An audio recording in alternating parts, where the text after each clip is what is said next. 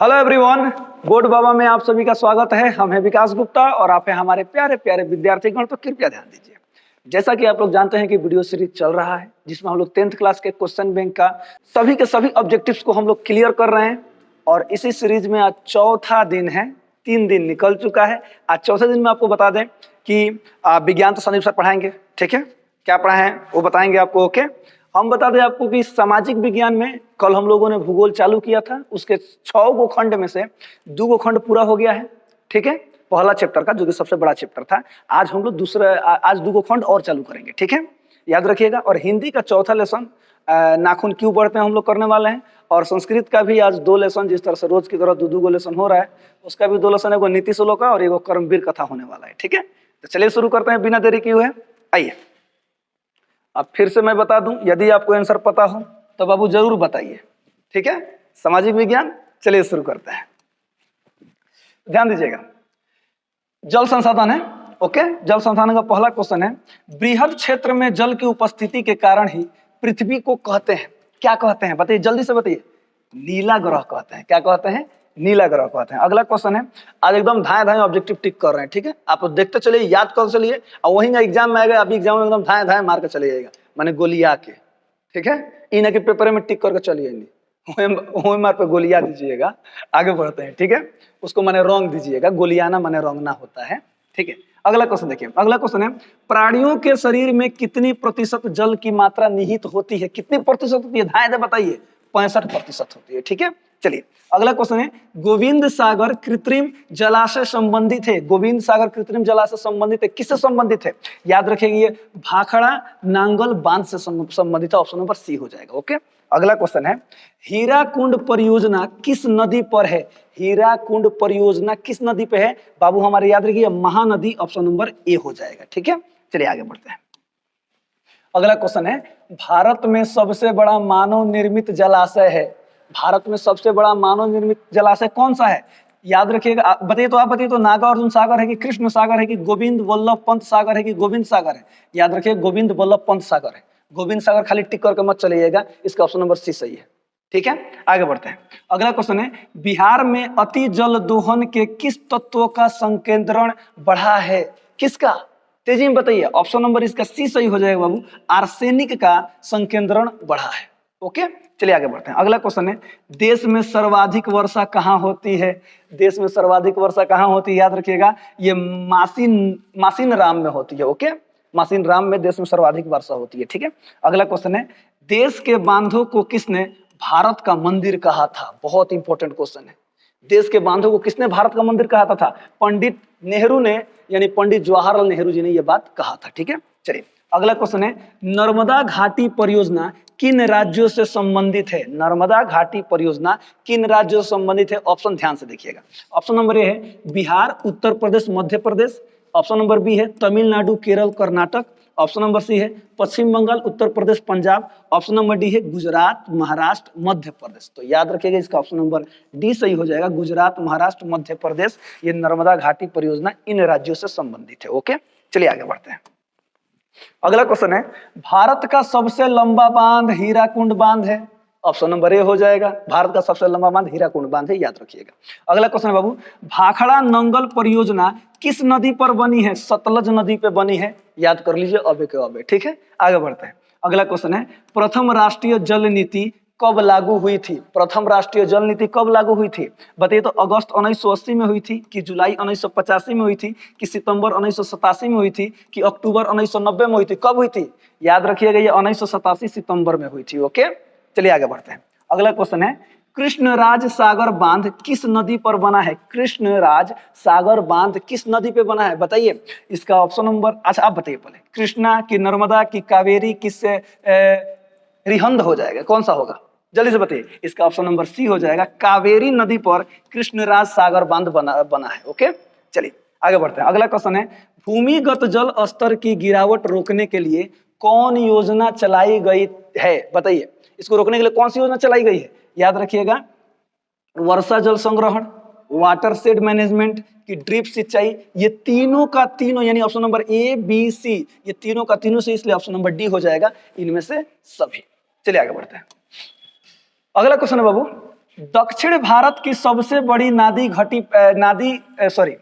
दक्षिण भारत की सबसे बड़ी नदी घाटी परियोजना कौन सी है? ओके, याद रखिएगा तुंगभद्रा है। कौन सा है? तुंगभद्रा है। ठीक है। अगला क्वेश्चन है, किस भाग में मैंग्रोव वन सबसे अधिक पाया जाता है? किस भाग में मैंग्रोव वन सबसे अधिक पाया जाता है? बताइए।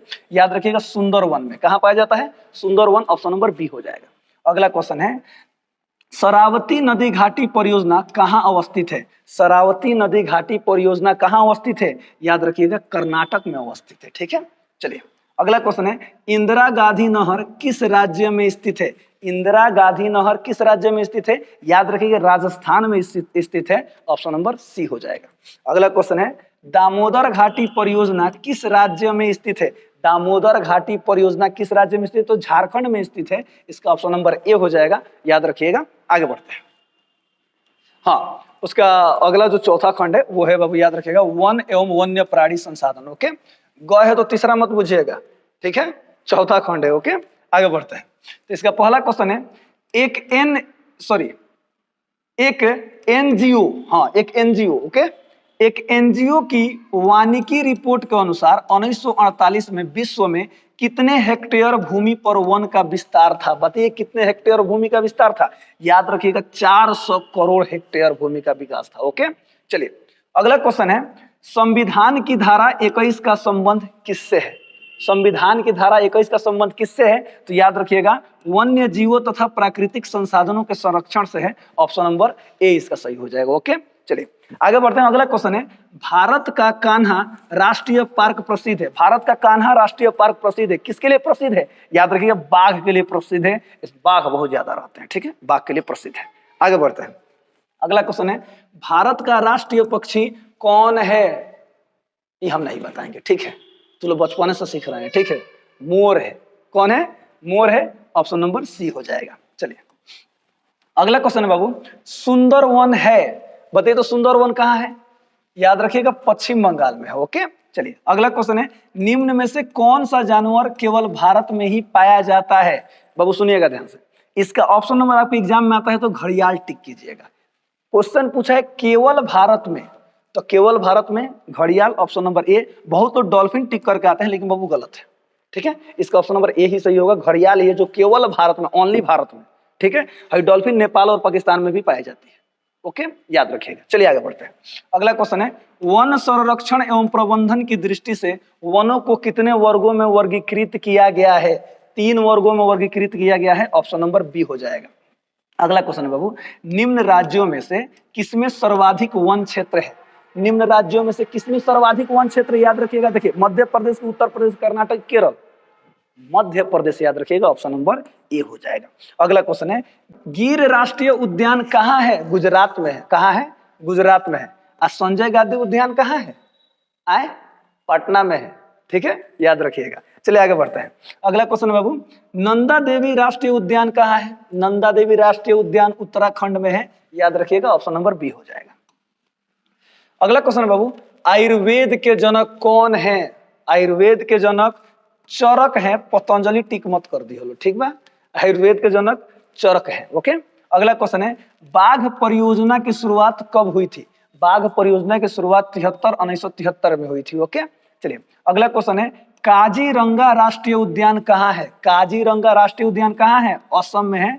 याद करिएगा। ओके, अगला क्वेश्चन है, भारतीय वन्य जीव बोर्ड का गठन कब हुआ था? भारतीय वन्य जीव बोर्ड का गठन कब हुआ था? 1952 में हुआ था। याद कर लीजिए लोग। अगला क्वेश्चन है, टेक्सोल का उपयोग होता है, हाँ बताइए टेक्सोल का उपयोग किस में होता है? कैंसर में होता है। याद रखिएगा। ठीक है, ऑप्शन नंबर सी हो जाएगा। अगला क्वेश्चन है, जिम कार्बेट राष्ट्रीय उद्यान कहाँ स्थित है? जिम कार्बेट राष्ट्रीय उद्यान कहाँ स्थित है? तो याद रखिएगा ये उत्तराखंड में स्थित है। ऑप्शन नंबर ए हो जाएगा। ठीक है, चलिए आगे बढ़ते हैं। अगला क्वेश्चन है, भारत का सबसे छोटा जैव मंडल रिजर्व कौन सा है? याद रखेगा, नाम में देखिएगा तो टिक मार देगा। ठीक बा, Dibru Saikhowa. Option number D हो जाएगा। ठीक है, अगला क्वेश्चन है बाबू, क्यूनाइन का उपयोग होता है, मलेरिया में होता है। चलिए एगो बात अबे आप लोग याद कर लीजिए लो, ये जो क्यूनाइन है ना, यहाँ पर अगर क्लोरोक्विन भी आता है ना तो आप यही मलेरिया टिक कीजिएगा, क्योंकि यही चीज आपको 12 क्लास के केमिस्ट्री में पढ़ना है। ठीक है, याद रखिएगा, क्लोरोक्विन है या क्यूनाइन है। ओके, इसका प्रयोग मलेरिया में किया जाता है। ओके, चलिए आगे बढ़ते हैं। अगला क्वेश्चन है बाबू, सिमलीपाल राष्ट्रीय उद्यान कहाँ स्थित है? सिमलीपाल राष्ट्रीय उद्यान उड़ीसा में स्थित है, याद रखिएगा, उड़ीसा। ठीक है, अगला क्वेश्चन है, भारत का कितना प्रतिशत भाग वनों से ढका हुआ है? कितना प्रतिशत? याद रखिएगा 24.62%। ये किससे? तो वनों से ढका हुआ है भारत। अगला क्वेश्चन बाबू, रोहिला राष्ट्रीय उद्यान कहाँ है? रोहिला राष्ट्रीय उद्यान कहाँ है? हिमाचल प्रदेश में है, ऑप्शन नंबर बी हो जाएगा। ठीक है, चलिए आगे बढ़ते हैं। आगे सामाजिक विज्ञान खत्म है, आगे हिंदी चालू है। ठीक है, तो हिंदी का आज हम लोग करने वाले हैं नाखून क्यों बढ़ते हैं, हजारी प्रसाद द्विवेदी जी वाला चैप्टर है। ठीक है, चलिए उसको एक एक ऑब्जेक्टिव उसके क्लियर करते हैं, ध्यान से देखिए, अभी याद हो जाएगा। ठीक है, चलिए पहला क्वेश्चन है बाबू, लेखक के अनुसार मनुष्य के नाखून किसके जीवंत प्रतीक हैं? आप बताइए, लेखक के अनुसार किसके जीवंत प्रतीक है? तो पाशवी वृत्ति के, यानी पशुत्व हमारे अंदर है, नाखून है, तभी ना पता चलता है कि हम भी कभी पशु थे। अगला क्वेश्चन है, ललित निबंध है, बहुत तेज हैं आप लोग, चैप्टरवा है नाखून क्यों बढ़ते हैं तो बोल रहे हैं नाखून क्यों बढ़ते हैं, बी नंबर टिक कर दीजिए। चलिए बहुत बढ़िया है, बी नंबर हो जाएगा। अगला क्वेश्चन याद रखिए, नाखून क्यों बढ़ते हैं, ललित निबंध है। ठीक है, अगला क्वेश्चन है, हजारी प्रसाद द्विवेदी द्वारा रचित पाठ है, नाखून क्यों बढ़ते हैं? नाखून प्रतीक है, पाशवी वृत्ति का, अभी बताया गया था। ठीक है, अगला क्वेश्चन बाबू, ददीची की हड्डी से क्या बना था? बताइए, ददीची की हड्डी से क्या बना था? इंद्र का वज्र बना था। ओके, अगला क्वेश्चन है, किसने कहा था सब पुराने अच्छे नहीं होते, सब नए खराब ही नहीं होते हैं? याद रखिएगा, ये कालिदास ने कहा था, न कि हजारी प्रसाद द्विवेदी ने कहा था। हजारी प्रसाद द्विवेदी जी ने अपने चैप्टर में इस पंक्ति का मेंशन किया हुआ है। ठीक है, इसलिए ये बात किन्होंने कहा था? कालिदास जी ने कहा था। अगला क्वेश्चन है बेटा, द्विवेदी जी से किसने पूछा था नाखून क्यों बढ़ते हैं? द्विवेदी जी से किसने पूछा था? उन लड़की ने पूछा था, याद रखिएगा। अगला क्वेश्चन है, पुराने का मोह सब समय वांछनीय ही नहीं होता, यह पंक्ति किस शीर्षक पाठ की है? नाखून क्यों बढ़ते हैं, ऑप्शन नंबर ए हो जाएगा। अगला क्वेश्चन है, किस देश के लोग बड़े बड़े नख पसंद करते हैं? किस देश के लोग बड़े बड़े नख पसंद करते हैं? याद रखिएगा, गौड़ देश के लोग बड़े बड़े नाखून रखना पसंद करते हैं। ठीक है, लड़का नाखून रखना पसंद नहीं करते हैं, लड़कियां भी नहीं करती हैं, बहुत मार मारेंगे। ठीक है, पढ़ाई कीजिए, इधर देखिए, ध्यान दीजिए। अगला क्वेश्चन है, अनामदास का पोथा उपन्यास किस लेखक की कृति है? अनामदास का पोथा हजारी प्रसाद द्विवेदी जी का है। ठीक है, अगला क्वेश्चन है, हजारी प्रसाद द्विवेदी जी ने निर्लज अपराधी किसे कहा है? निर्लज अपराधी किसे कहा है? नाखूनों को कहा है, नाखून को कहा है। ठीक है, अगला क्वेश्चन है बाबू, नाखूनों का बढ़ना किसका परिणाम है? नाखूनों का बढ़ना किसका परिणाम है? याद रखिएगा, मनुष्य की अंध सहजात वृत्ति का परिणाम है। ओके, अगला क्वेश्चन है बाबू, आलोक पर्व शीर्षक निबंध संग्रह किसकी रचना है? इन्हीं का है, हजारी प्रसाद द्विवेदी जी का है, ऑप्शन नंबर ए हो जाएगा। अगला क्वेश्चन है बाबू, आदमी के नाखून क्यों बढ़ते हैं? यह प्रश्न लेखक से किसने किया था? अबे बताइए है, तो छोटी लड़की ने किया था, याद रखिएगा। ठीक है, अगला क्वेश्चन है, सहजात वृत्तियां किसे कहते हैं? सहजात वृत्तियां किसे कहते हैं? बताइए, अस्त्रों के संचय को, कि अनजान स्मृतियों को, कि स्व के बंधन को, कि उपयुक्त सभी को कहते हैं? बताइए किसको कहते हैं? इसका ऑप्शन नंबर बी हो जाएगा, अनजान स्मृतियों को कहते हैं। ठीक है, अगला क्वेश्चन बाबू, हजारी प्रसाद द्विवेदी का जन्म किस वर्ष हुआ था? किस वर्ष हुआ था? ऑप्शन नंबर ए हो जाएगा, 1907 ईस्वी में हुआ था। ठीक है, अगला क्वेश्चन है, लेखक हजारी प्रसाद द्विवेदी ने दयनीय जीव किसे कहा है? दयनीय जीव किसे कहा है? तो अल्पज्ञ पिता को कहा है। ठीक है, अगला क्वेश्चन है, नाखूनों का बढ़ना मनुष्य की किस वृत्ति का परिणाम है? फिर वे इधर बार बार आ रहा है, पाशविक वृत्ति का परिणाम है। ठीक है, अगला क्वेश्चन है, कामसूत्र के रचयिता का नाम क्या है? कामसूत्र के रचयिता का नाम क्या है? याद रखिएगा, वात्स्यायन। वात्स्यायन जी का पूरा नाम बता देते हैं आपको, याद रखिएगा। आपको इसमें भी पढ़ना है, हिरोशिमा चैप्टर पढ़ना है, और 12 क्लास में भी एगो चैप्टर पढ़ना है, उनका कहानी है रोज, सचिदानंद हीरानंद वात्स्यायन अज्ञेय जी। ठीक है, चलिए अगला क्वेश्चन है बाबू, शिक्षक का अर्थ क्या होता है? बताइए तो इसका अर्थ क्या होता है? इसका अर्थ मोम होता है। ठीक है, अगला क्वेश्चन है, आचार्य हजारी प्रसाद द्विवेदी को उनकी किस रचना पर साहित्य अकादमी पुरस्कार प्राप्त हुआ था? किस रचना पर? याद रखिएगा, आलोक पर्व पर उनको साहित्य अकादमी पुरस्कार प्राप्त हुआ था। चलिए अगला क्वेश्चन है, हिंदी नहीं है, संस्कृत है, तो संस्कृत का 2 लेसन क्लियर करने वाले हैं, एगो नीति श्लोका और एक कर्मवीर कथा। ठीक है, तो आ जाओ बाबू, अब एक याद कर लीजिएगा। ठीक है, चलिए हाँ, पहला क्वेश्चन है, विदुर नीति किस ग्रंथ का अंश है? बताइए, विदुर नीति किस ग्रंथ का अंश है? रामायण का है कि महाभारत का है कि उपनिषद का है कि वेद का है, किसका है? याद रखिएगा, महाभारत का है। ठीक है। अगला क्वेश्चन है, धर्म की रक्षा किससे होती है? धर्म की रक्षा सत्य से होती है। जैसे हम और आप सभी लोग सत्य बोलते हैं, खूब सच बोलते हैं लड़के की ना जी, लड़कियां? ठीक है, आप भी लोग सच बोलती हैं, कोई बात नहीं है, ध्यान दीजिए, कोई बात नहीं है। अगला है बाबू, ध्यान दीजिए यहाँ पर। ओके, अगला क्वेश्चन है, परपीड़न किस लिए होता है? परपीड़न किस लिए होता है? पाप के लिए होता है। ठीक है। अगला क्वेश्चन है, बिना बुलाए कौन आता है? बिना बुलाए मूर्ख लोग आते हैं, याद रखिएगा। अगला क्वेश्चन है, महाराज धृतराष्ट्र के प्रश्नों का समुचित उत्तर कौन देते हैं? मंत्री विदुर देते हैं। अगला क्वेश्चन है, अपृष्टो बहुभाषते किस पाठ की उक्ति है?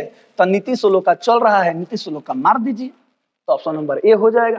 अगला क्वेश्चन है, परम तृप्ति देने वाली क्या है? परम तृप्ति देने वाली विद्या है।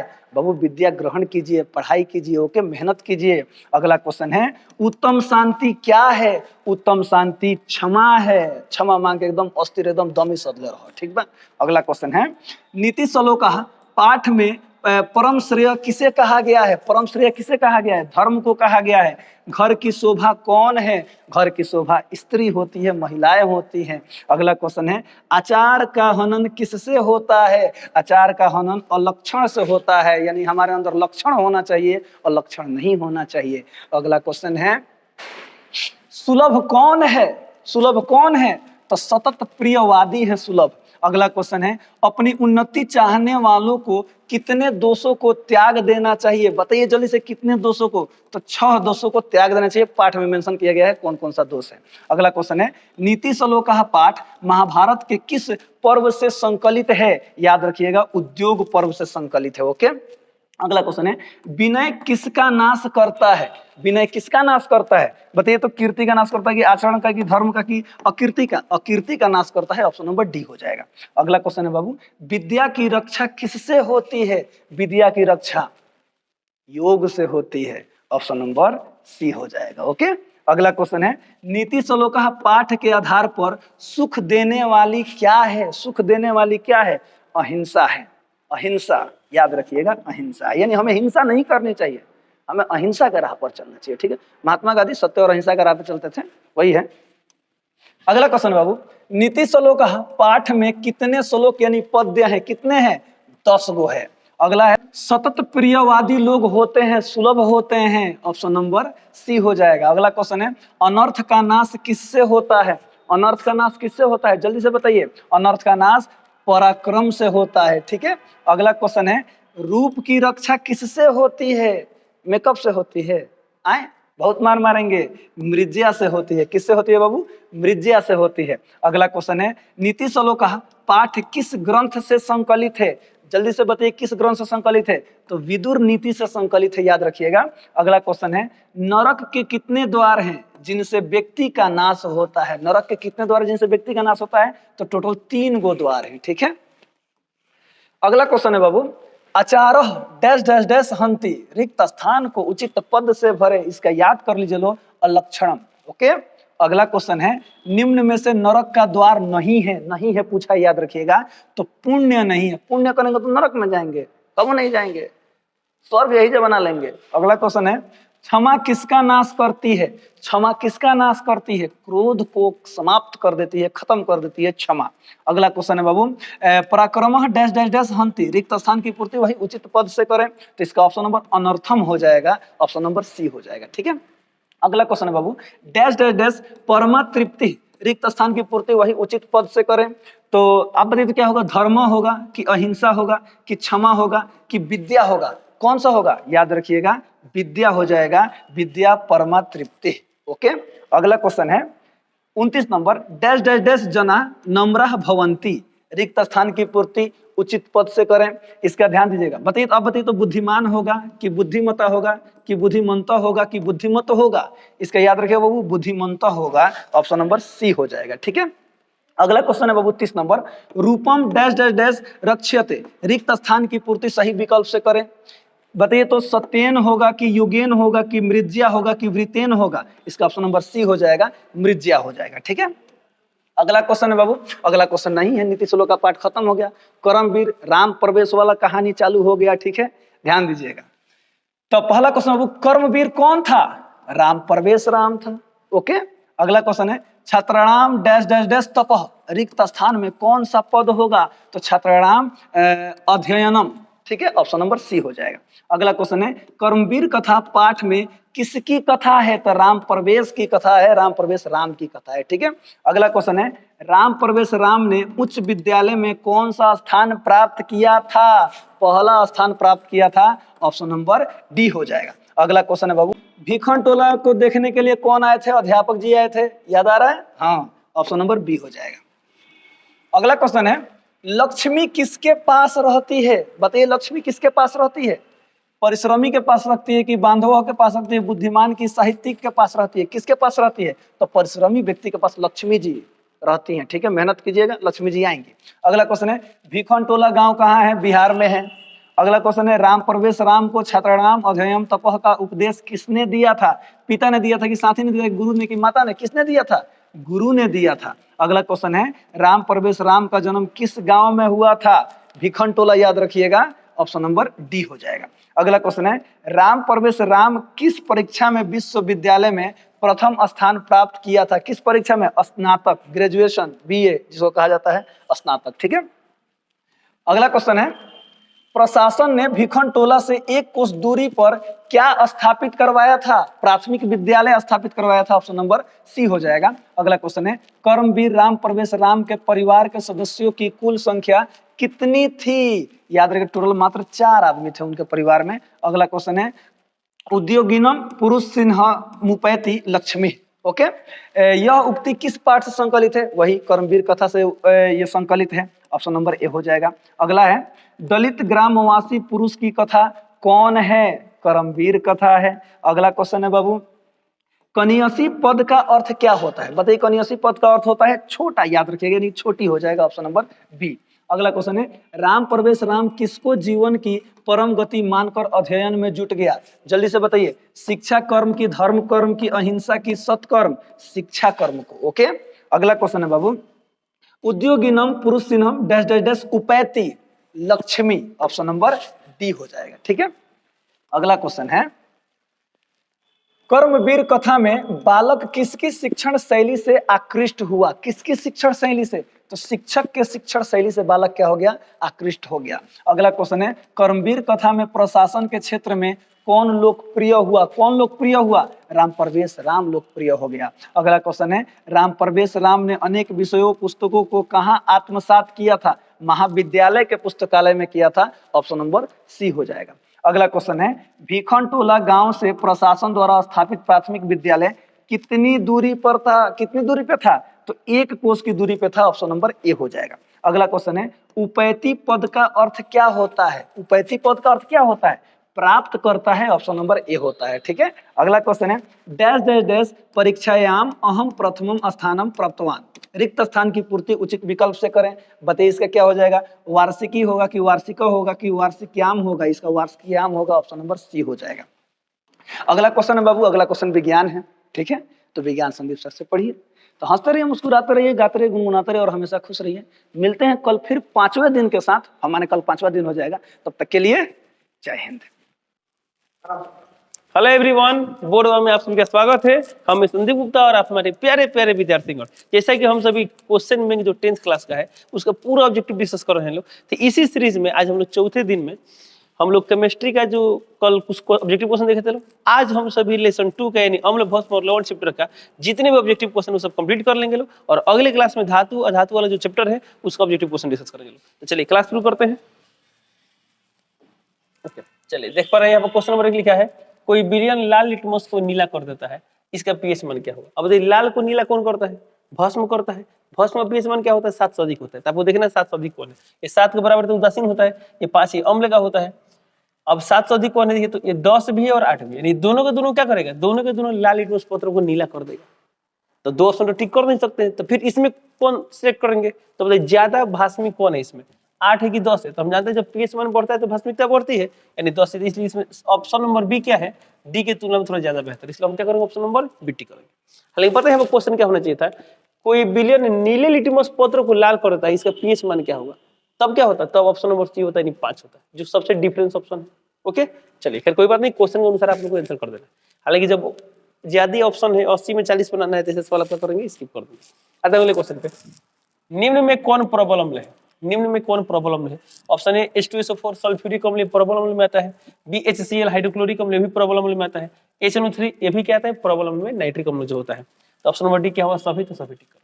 नेक्स्ट क्वेश्चन, लवण Na2CO3 का जलीय विलयन का पीएच है, तो आप बताइए Na2CO3 के जलीय विलयन का पीएच क्या है। अब आपको ये देखना, इसका जो जलीय विलयन होगा उदासीन होगा कि अम्लीय होगा कि भास्मिक होगा।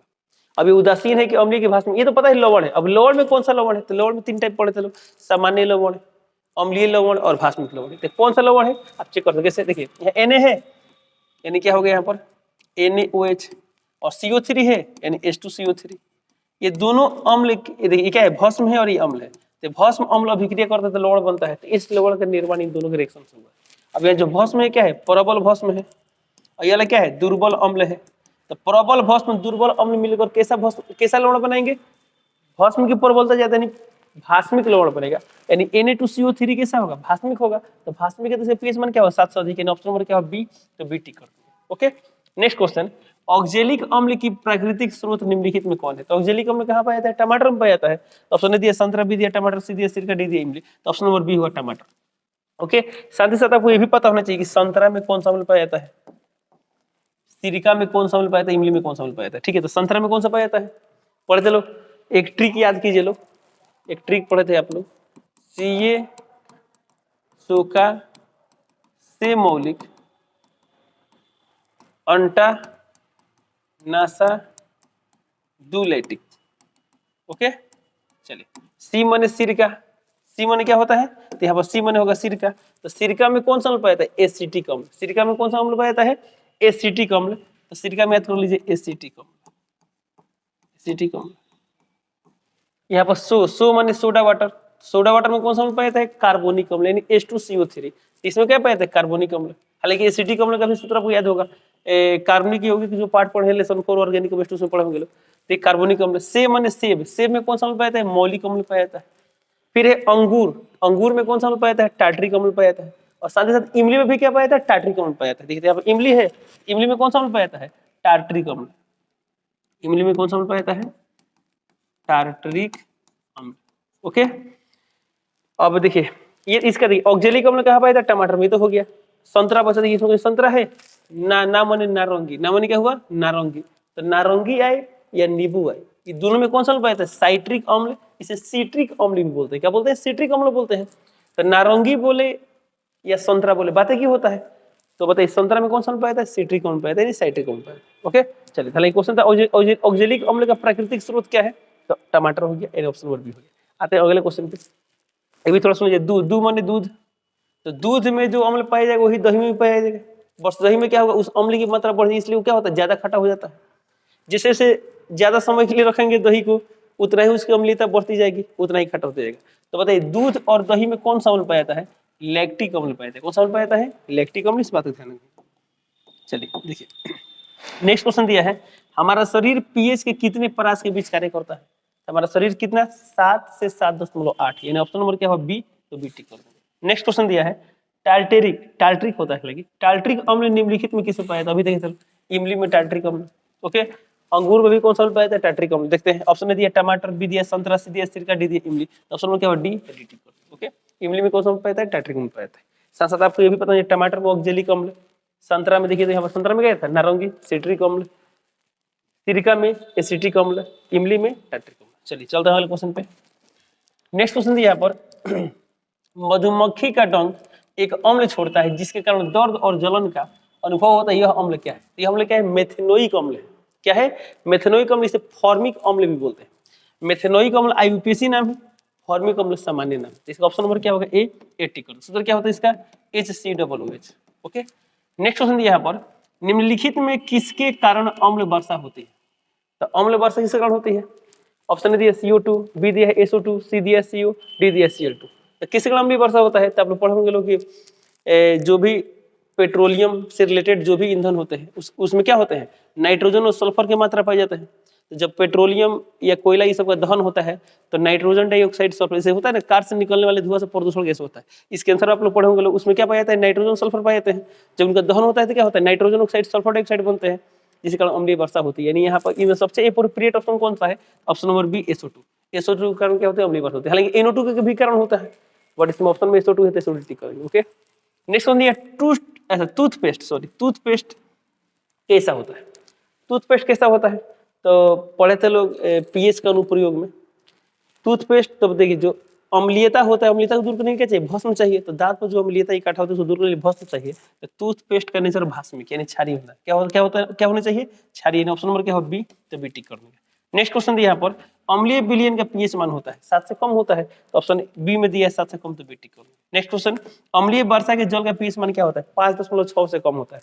ए दिया है 5.6, बी दिया है 5.6 से कम, तो ऑप्शन नंबर क्या टिक करेंगे, बी टिक करेंगे। ओके, नेक्स्ट क्वेश्चन यहाँ पर, सिरका निम्न में कौन सा, अच्छा सिरका में निम्न में कौन सा अम्ल पाया जाता है? तो सिरका में कौन सा अम्ल पाया जाता है? अभी ट्रिक पड़े तो CaA माने एसिटिक अम्ल, तो एसिटिक अम्ल यानी ऑप्शन नंबर क्या होगा, डी, तो डी टिक कर देंगे। ओके, सिरका में कौन सा अम्ल पाया जाता है, एसिटिक अम्ल पाया जाता है।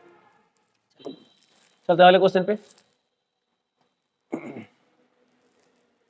ओके, अच्छा, चींटी के डंक में कौन सा अम्ल पाया जाता है? तो चींटी के डंक में कौन सा अम्ल पाया जाता है, फॉर्मिक अम्ल पाया जाता है, मेथेनोइक अम्ल, इन ऑप्शन नंबर क्या होगा, सी, टिक कर देंगे। ओके, कोई घोल नीले लिटमस पत्र को लाल करता है, तो नीला को लाल करने वाला क्या होता है, अम्ल होता है, और अम्ल का पीएच मान क्या होता है, 7 से कम होता है। देखिए 7 से कम कहीं है, ऑप्शन नंबर ए में, तो ए टिक कर। हालांकि आप ऑप्शन से एलिमिनेट भी कर सकते हैं, कैसे, 7 उदासीन वाला होता है, 9, 10 7 से अधिक है, तो 7 से अधिक दो ऑप्शन तो हो नहीं सकता है, इसलिए ऑप्शन नंबर क्या टिक करेंगे, ए टिक करेंगे। नेक्स्ट क्वेश्चन दिया यहाँ पर, अम्लीय ऑक्साइड के विलयन का पीएच मान क्या होता है? अम्लीय ऑक्साइड के विलयन का पीएच मान क्या होगा? अच्छा, अम्लीय ऑक्साइड के विलयन का पीएच मान क्या होगा? तो अम्लीय ऑक्साइड है तो पीएच मान 7 से कम होगा, ये 12 7 से अधिक है, 7 है उदासीन होगा, 8 7 से अधिक है, ऑप्शन नंबर डी होगा, तो क्या टिक करेंगे, डी टिक करेंगे।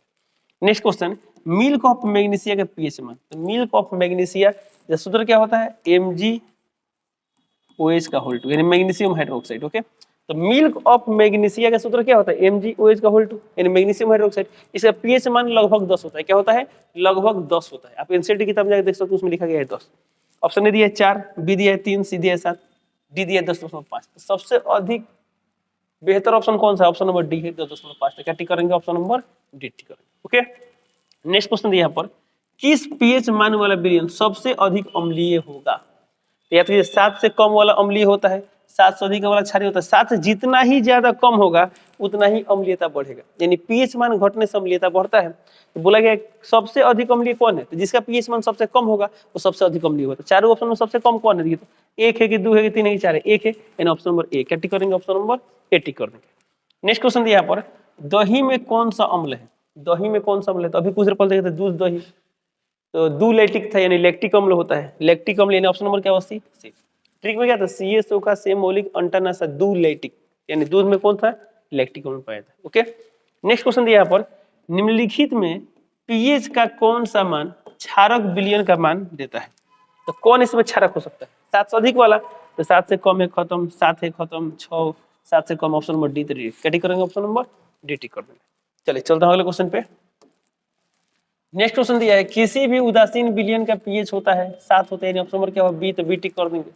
शुद्ध जल का पीएच मान, शुद्ध जल उदासीन होता है, इसका पीएच मान कितना होता है, 7 है, ऑप्शन नंबर क्या होगा, बी। तो बी टिक कर देंगे। शुद्ध जल का नाम आश्रित जल भी लिख कर आता है, तो आगे एग्जाम में आश्रित जल का पीएच मान, तब क्या टिक करेंगे, बी यानी 7 ही टिक करेंगे। ओके, नेक्स्ट क्वेश्चन दिया यहाँ पर, निम्नांकित में कौन सबसे सबल अम्ल यानी सबसे प्रबल अम्ल कौन है? देखिए 4 ऑप्शन दिया है, चारों में सबसे ज्यादा प्रबल अम्ल कौन है, तो वो है HI। क्या है, HI।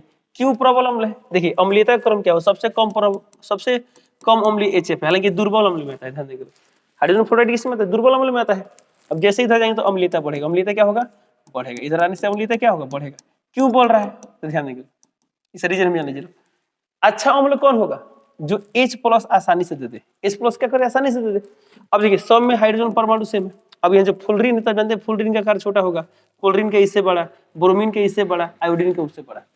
तो जैसे से बॉन्ड लेंथ यानी बॉन्ड लंबाई बढ़ता है, उस बॉन्ड तोड़ने की एनर्जी घटती है। तो इसका बॉन्ड लेंथ ज्यादा होता है, तो बॉन्ड लेंथ ज्यादा तो ये बॉन्ड आसानी से टूटेगा, तो आसानी से टूटेगा तो क्या होगा, हाइड्रोजन आसानी से निकलेगा। इसलिए इसमें सबसे बेहतर अम्ल कौन सा है, सबसे प्रबल अम्ल कौन है, ऑप्शन नंबर डी यानी HI है। तो ऑप्शन नंबर क्या टिक करेंगे, डी टिक कर देंगे। नेक्स्ट क्वेश्चन देखते हैं, किस पीएच मान वाला विलयन सबसे अधिक क्षारीय होगा। तो कौन सबसे अधिक क्षारकीय है, 5, तो ये तो अम्लीय है। अब हम जानते हैं जब पीएच मान जितना बढ़ेगा उतना ही क्षारीयता यानी उसका भास्मिकता बढ़ेगा। ओके, तो इसमें बोला कि सबसे अधिक क्षारकीय होगा जिसका पीएच मान सबसे अधिक होगा। तो देखना सबसे अधिक कौन है, इसमें दिया है 10, इसमें दिया 11, इसमें दिया 8, तो सबसे अधिक कौन है, 11 यानी ऑप्शन नंबर क्या होगा, सी। तो सी टिक कर दो। नेक्स्ट क्वेश्चन देखते हैं, निम्नांकित में संश्लेषित सूचक कौन है। निम्नांकित में संश्लेषित सूचक कौन है, ऑप्शन ए हल्दी, बी लाल पत्ता गोभी, सी मेथिल ऑरेंज, डी लिटमस, यानी ऑप्शन नंबर क्या होगा, सी मेथिल ऑरेंज। ये क्या होता है, संश्लेषित सूचक होता है। ओके, और कल भी देखे थे मेथिल ऑरेंज। अब देखिए मेथिल ऑरेंज जो होता है अम्ल की उपस्थिति में किस रंग का होता है, लाल रंग का होता है। क्षारक की उपस्थिति में किस रंग का होता है, पीला रंग का होता है। ओके, चलिए नेक्स्ट क्वेश्चन देखते हैं, निम्नलिखित में किसके द्वारा औद्योगिक क्षेत्र में अम्ल वर्षा होती है। अभी कुछ देर पहले क्वेश्चन है था अम्लीय वर्षा, ऑप्शन ने दिया क्लोरोफ्लोरोकार्बन, बी दिया सल्फर डाइऑक्साइड यानी SO2, तो ऑप्शन नंबर क्या टिक करेंगे, बी, तो बी टिक करेंगे। ओके, चलिए आते हैं अगले क्वेश्चन पे। चलिए नेक्स्ट क्वेश्चन, ये लास्ट पोर्शन है, देखते हैं क्या है। क्वेश्चन नंबर 1 दिया है, सोडियम क्लोराइड के जलीय विलयन से विद्युत धारा प्रवाहित करने पर यह वियोजित होकर सोडियम हाइड्रोक्साइड बनाता है। यह प्रक्रिया क्या कहलाता है, क्लोर क्षार प्रक्रिया कहलाता है। यानी ऑप्शन नंबर क्या होगा, ऑप्शन नंबर ए, तो ए टिक कर देंगे। ओके, नेक्स्ट क्वेश्चन दिया है यहाँ पर, निम्नलिखित में से कौन सही है। अब 4 ऑप्शन दिया है, बताना चारों में कौन सही है। देखते हैं, ऑप्शन ने दिया Na2CO3 5:2O। देखिए सब में Na2CO3 है ना, तो Na2CO3 से रिलेटेड क्या पढ़े थे लोग, या तो वॉशिंग सोडा पढ़े थे लोग, धोने वाला सोडा। सूत्र क्या होता है, Na2CO3 10:2O। देखिए कहीं पर है, ऑप्शन नंबर बी में है, तो बी टिक करेंगे, sodium carbonate decahydrate. Okay, next question यहाँ पर, सोडियम कार्बोनेट का अणु सूत्र है, सिंपल है, सोडियम कार्बोनेट Na2CO3 होता है, हालांकि आप बना भी सकते हैं। सोडियम का Na, कार्बोनेट का CO3 से संयुक्त 1, इसका 2 बराबर नहीं, इधर ये इधर, यानी Na2CO3, ऑप्शन नंबर क्या होगा, ए, तो ए टिक कर देंगे। नेक्स्ट क्वेश्चन दिया यहाँ पर, किस रासायनिक यौगिक को गर्म करने पर प्लास्टर ऑफ पेरिस प्राप्त होता है। तो प्लास्टर ऑफ पेरिस कैसे प्राप्त होता है, जिप्सम को गर्म करने पर प्राप्त होता है। तो ऑप्शन ए दिया विरंजक चूर्ण, बी दिया जिप्सम, तो ऑप्शन नंबर क्या टिक करेंगे, B tick. Okay, next question देखते हैं, विरंजक चूर्ण का रासायनिक सूत्र है, क्या होता है, CaOCl2, कह दिया है, ऑप्शन नंबर बी में, तो बी टिक करेंगे। ओके, इसका सूत्र ऐसा भी लिख सकता है, ध्यान देंगे लोग, CaOCl2, ठीक है, ऐसा भी लिख सकते हैं CaOCl, और फिर यहाँ लिख देगा Cl। ओके, हालांकि ऐसे ही बॉन्डिंग होता है, इसका संयोजकता एक, यहाँ इस पढ़े लो ना, कैल्शियम क्लास के समय 2 इलेक्ट्रॉन होता है, एक इलेक्ट्रॉन इसको मिलता है, एक इलेक्ट्रॉन इसको मिलता है, और वो क्या करता है, आयनिक बंध बना लेता है। ठीक है, तो ध्यान देंगे, बस इतना ही बात आपको ध्यान देना है कि विरंजक चूर्ण का सूत्र क्या हो सकता है, ऐसा भी आ सकता है और ऐसा भी आ सकता है। ओके, चलिए चलते हैं अगले क्वेश्चन पे। नेक्स्ट क्वेश्चन यहाँ पर, संगमरमर का रासायनिक सूत्र क्या होता है, CaCO3, यानी ऑप्शन नंबर क्या होगा, ए, कैल्शियम कार्बोनेट। ओके, अगला क्वेश्चन दिया है, निम्नलिखित में कौन गैस चूने के पानी को दूधिया कर देता है। तो कौन सा गैस चूने के पानी को दूधिया करता है, कार्बन डाइऑक्साइड, यानी ऑप्शन नंबर क्या होगा, सी, तो सी टिक कर देंगे। निम्नलिखित में कौन लवण है, अब बताना है कौन लवण है। ऑप्शन ने दिया HCl, तो ये तो अम्ल है। NaOH हाइड्रोक्साइड आयन देंगे तो भस्म है, यहाँ भी हाइड्रोक्साइड आयन देंगे तो ये भी भस्म है, तो ऑप्शन नंबर क्या होगा, सी, तो सी टिक कर देंगे। ये क्या है, लवण है। पोटेशियम सल्फेट क्या है, लवण है। निम्नलिखित में लवण कौन है, फिर क्वेश्चन है कौन लवण है, NaOH, ये भस्म है।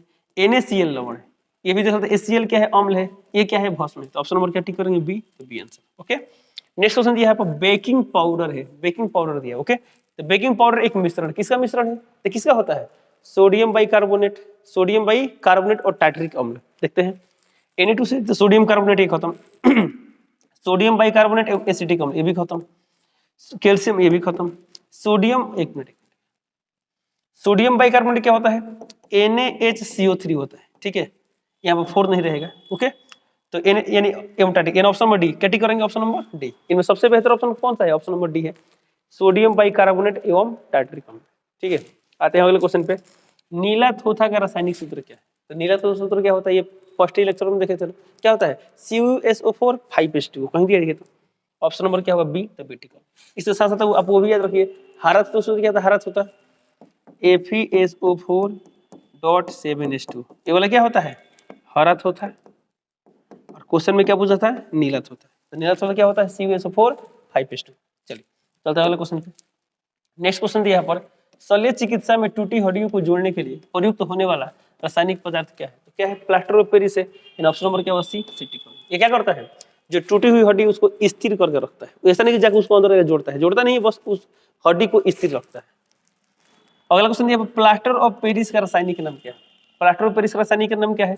ये क्या होता है? इसका सूत्र क्या होता है? CaSO4 half H2O। इसका रासायनिक नाम क्या होता है? इसका नाम क्या है? Calcium sulphate.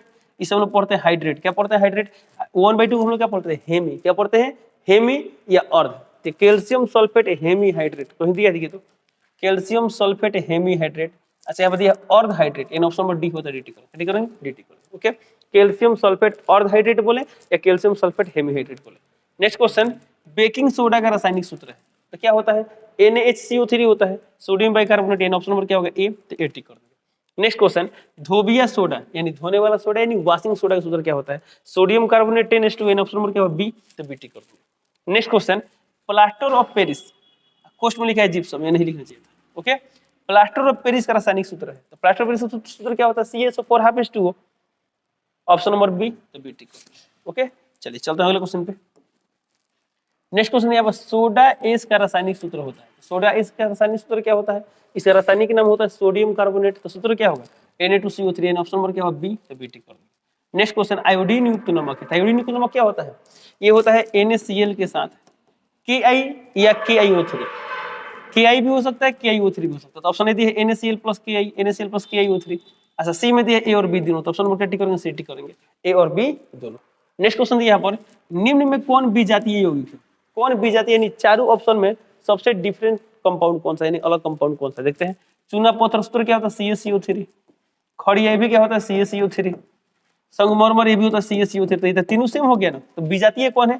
Plaster of Paris. Option number क्या होगा? डी, तो डी टिक कर देंगे। ओके, अगला क्वेश्चन दिया पर CaOCl2 का प्रचलित नाम क्या है? तो क्या प्रचलित नाम? इसका नाम विरंजक चूर्ण। यानी ऑप्शन नंबर क्या होगा? सी, सी टिक कर देंगे। नेक्स्ट क्वेश्चन, चूना जल का रासायनिक नाम क्या है? चूना जल क्या होता है? CaOH का होल 2 होता है, CaOH का होल 2 यानी कैल्शियम हाइड्रोक्साइड। तो इसका रासायनिक नाम क्या होगा? कैल्शियम हाइड्रोक्साइड होगा। बुझा हुआ चूना क्या है? चूना जल या बुझा हुआ चूना बातें की है, परंतु हम बोला है रासायनिक नाम। क्या बोला है बाबू? रासायनिक नाम। तो रासायनिक नाम क्या होगा? Calcium hydroxide. In option number क्या हो जाएगा? बी, तो बी टिक कर देंगे। ओके, नेक्स्ट क्वेश्चन दिया यहाँ पर, निम्नांकित में कौन ग्लोबल लवण है? तो ग्लोबल लवण क्या होता है? Sodium sulphate decahydrate. Sodium sulphate decahydrate. In option number क्या हो जाएगा? ए, तो ए टिक कर देंगे। Na2SO4 10H2। ओके, चलिए आगे। ओके, क्वेश्चन खत्म होता है। चलिए इसी के साथ क्या होता है, जो केमिस्ट्री का लेसन 2 था उसका पूरा ऑब्जेक्टिव कंप्लीट हो गया। अगले क्लास में हम लोग धातु और अधातु जो चैप्टर है उसका ऑब्जेक्टिव क्वेश्चन देखेंगे। चलिए इसी साथ वीडियो कंप्लीट करते हैं, मिलते हैं अगले क्लास में। तब तक के लिए जय हिंद।